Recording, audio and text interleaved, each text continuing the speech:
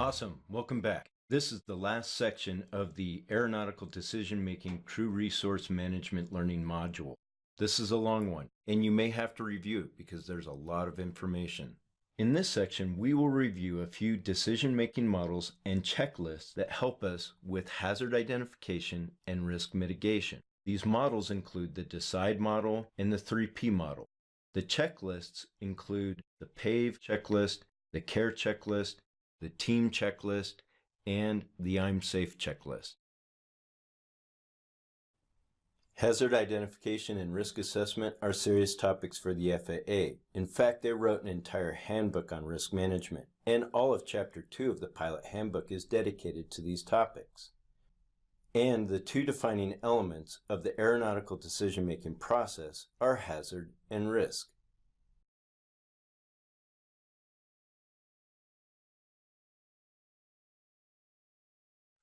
Before we get too deep into this discussion, it's important that we review a few of the terms. The two terms here are hazard and risk management. A hazard can be a real or perceived condition, event, or circumstance. Risk management includes controlling, eliminating, or reducing a hazard. We do this by systematically identifying hazards and then assess the degree of the risk and determining the best course of action. And this last point is something that you need to commit to memory, particularly for the exam. Risk management is the final link in the accident chain. Reducing risk starts with assigning levels of severity and likelihood. We can further reduce risk by re-examining the decisions by conducting a root cause analysis by determining why particular levels of risk were selected. I know that we've said this before, but it is worth repeating, and it's most likely going to be on the exam.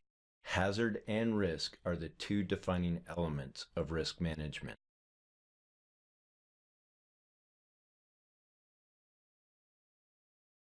Okay, let's dive into risk management a little bit. The FAA identifies 4 fundamental principles of risk management. Accept no unnecessary risk, make risk decisions at the appropriate level, accept risk when the benefits outweigh the dangers, and the last one, integrate risk management into all levels of planning and execution.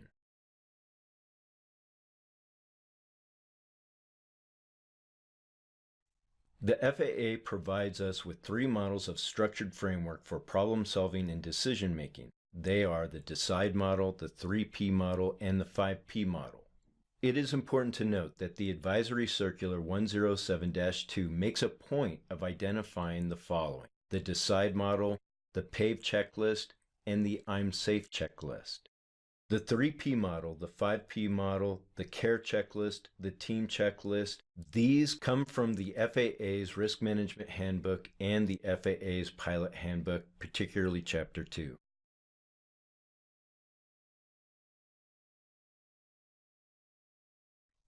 This graphic shows each model and how they are similar and how they are broken down.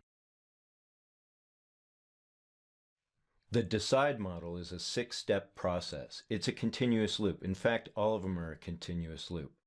First up is detecting the problem, and this can happen at any point of the operation, from crew member briefing to environmental scanning to something happening in real time. Then we estimate the need to react. From there, we choose a course of action for a final outcome. Once we've chosen a course of action, we need to identify solutions. How do we get to that final outcome? Then we do the necessary actions. And in the last step, we evaluate the effects of those actions. We record those. Those become part of our information database. An example of the DECIDE model in action. Let's say, for example, you're flying your UA, and you detect a large flock of birds with a flight path towards your UA. You estimate that you have about 20 seconds to react before the birds make contact with your UA. In that short amount of time, you need to choose a course of action. In this case, you're going to get that UA out of the flight path of the flock of birds. You quickly identify some solutions. You could move left, you could move right, you could move down, up, and backwards. But you should already know that the FAA suggests that a UA in the flight path of a flock of birds needs to gain altitude as quickly as possible. So that's the one that you choose. You do the necessary action. In the last step, you evaluate whether or not your UA made contact with any of the birds. Pretty easy. The next decision-making model is the 3P model. This one's pretty easy. It is perceive, process, and perform. The 3P model for ADM offers a simple, practical, and systematic approach that can be used during all phases of flight. Let's take a closer look at the 3P model, which utilizes the PAVE, CARE, and TEAM checklist. As a remote pilot, you're going to perceive the given set of circumstances for a flight operation. You're going to perceive any hazards, and you're going to use the PAVE checklist for this. You're going to process the perceived hazards by evaluating their impact on flight safety. In this, you're going to evaluate the hazards, and you're going to use the CARE checklist. In the last step, you're going to perform your steps by implementing the best course of action. This is executing the controls, and you're going to monitor what you're doing. This is done through the TEAM checklist.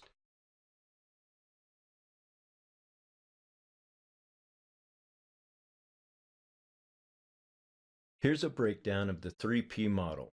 On the left, we have perceive, in the middle, process, and on the right, we have perform. Perceive is risk management. Process is review and evaluate risks. Perform is executing controls. This is worth repeating. Perceive is risk management, which uses the PAVE checklist and the I'm Safe checklist. Process is for review and evaluate risks, which uses the CARE checklist. Perform is about executing controls, which uses the TEAM checklist. It is unlikely that the 5P model is going to be on the SUAS exam, but it is worth throwing it out there. The 5P model is more appropriate for manned aircraft with passengers, and it breaks down like this: the plan, the plane, the pilot, which utilizes the I'm Safe checklist, the passengers, and the programming. The PAVE and I'm Safe checklists for risk mitigation are not exclusive to the 3P model. The PAVE checklist breaks down like this. First, it's the pilot in command, which utilizes the I'm Safe checklist, and we'll talk more about that later. Next is the aircraft, and taking a look at the aircraft, the performance, the equipment, its airworthiness. Next is the environment. Take a look at the weather, the terrain, landing areas, the surrounding obstacles. And the last one is external. This is how you're feeling, including stress.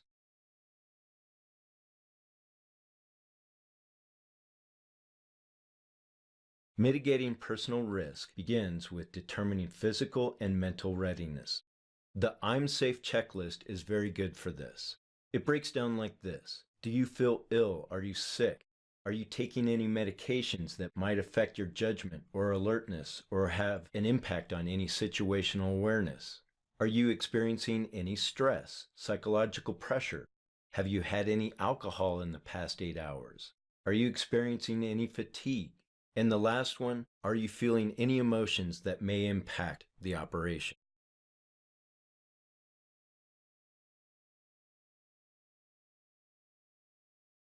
You can evaluate and review hazards and risks with the CARE checklist. The CARE checklist is helpful in determining whether an identified hazard constitutes a risk. And the definition of risk is defined as the future impact of a hazard that is not currently controlled or eliminated. Keep that in mind. Of course, we begin this by assessing the degree of the risk with severity and probability.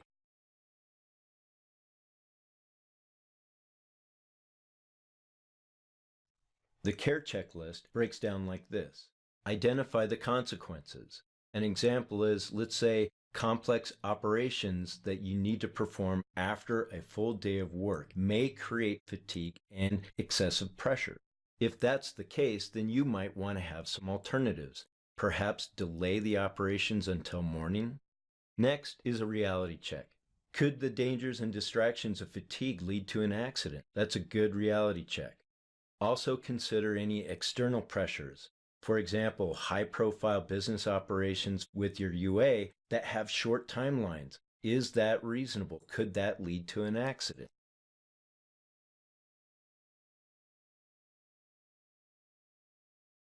In the last step, we execute the controls, and we can do this with the team checklist. We accomplish this by taking action to eliminate hazards or mitigate risk. Then we continuously evaluate the outcome of those actions.